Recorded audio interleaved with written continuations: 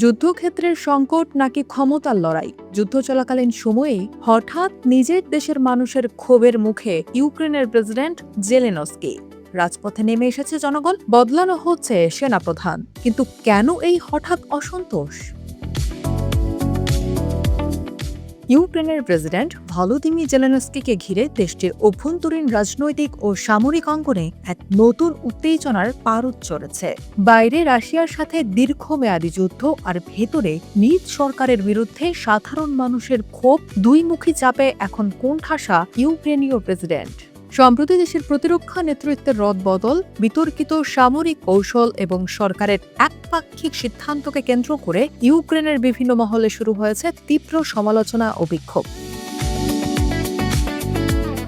এই অসন্তোষের মূল সূত্রপাত হয় প্রতিরক্ষা মন্ত্রী মিখাইলো ফেদোরভের হঠাৎ পদত্যাগকে কেন্দ্র করে।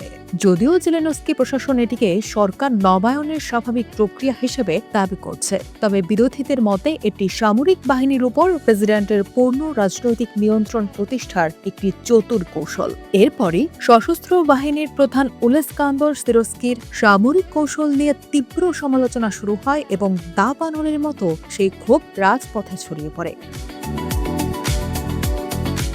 পরিস্থিতি সামাল দিতে জেলেনস্কিকে অনেকটা বাধ্য হয়েই ব্যাকফুটে যেতে হয়েছে। সেনাপ্রধান সিরস্কিকে সরিয়ে সেখানে স্থলাভিষিক্ত করা হয়েছে মিখাইলো দ্রাপাতিকে। দ্রাপাতি এর আগে ইউক্রেনের স্থল বাহিনীর কমান্ডার ছিলেন এবং তিনি সামরিক বাহিনীর ভেতরে নানা অনিয়ম ও রাজনৈতিক হস্তক্ষেপ নিয়ে প্রকাশ্যে সোচ্চার ছিলেন। বিশ্লেষকদের মতে এমন একজন স্পষ্টভাষী ও বিদ্রোহী সামরিক কর্মকর্তাকে সেনাপ্রধান করায় দেশের সামরিক ও রাজনৈতিক ক্ষমতার ভারসাম্য এক নতুন মেরুকরণ তৈরি হলো।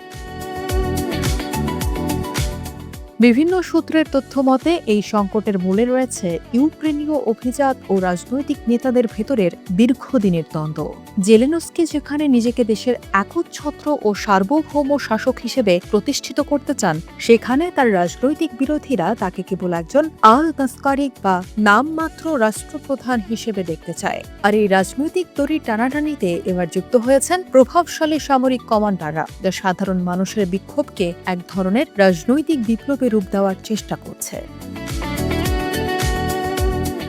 আন্তর্জাতিক রাজনীতির সমীকরণও এখন জেলেনস্কির বিপক্ষে যাচ্ছে। অতীতে ওয়াশিংটনের বাইডেন প্রশাসনের কাছ থেকে জেলেনস্কি যে পরিমাণ রাজনৈতিক ছাড় ও স্বায়ত্তশাসন পেতেন, তা এখন অনেকটাই সংকুচিত।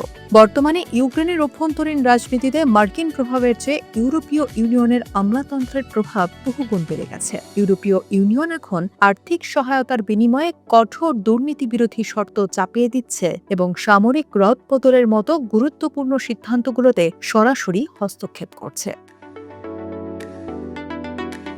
সব মিলিয়ে ভলোদিমির জেলেনস্কি এখন তার ক্ষমতার মেয়াদের সবচেয়ে কঠিন ও নাজুক পরিস্থিতির মুখোমুখি। কাগজে কলমে তিনি এখনও কমান্ডার ইন চিফ বা সর্বোচ্চ রাষ্ট্রপ্রধান থাকলেও স্বাধীনভাবে সিদ্ধান্ত নেওয়ার ক্ষমতা দিন দিন তার হাত থেকে ফসকে যাচ্ছে। রাজনৈতিক বিশ্লেষকদের মতে ইউক্রেনের ভেতরে ক্ষমতার এই মারাত্মক দ্বন্দ্ব এখনো শেষ হয়নি, বরং সামনে আরও বড় কোনো অভ্যন্তরীণ রাজনৈতিক ঝড়ের ইঙ্গিত দিচ্ছে এই বিক্ষোভ।